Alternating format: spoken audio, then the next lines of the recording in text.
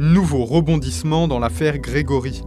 Plus de 40 ans après le meurtre du jeune garçon, Jacqueline Jacob, la grande-tante de l'enfant, est à nouveau entendue ce vendredi 24 octobre par la justice.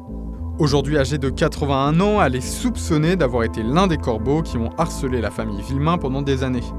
À l'issue de cette audition, elle pourrait être mise en examen pour association de malfaiteurs criminels.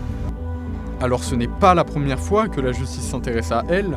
En 2017, elle avait déjà été mise en examen pour enlèvement et séquestration suivi de mort, avant que la procédure ne soit annulée l'année suivante pour vice de forme.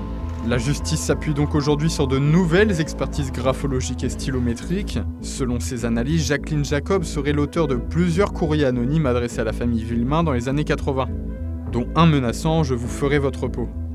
La stylométrie, une méthode qui étudie les tournures de phrases et les fautes d'orthographe, la désignerait également comme l'auteur de la lettre du 16 octobre 1984, revendiquant le meurtre du petit Grégory.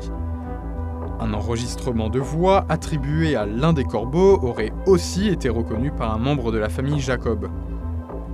Mais la défense dénonce des pseudo-expertises sans valeur scientifique.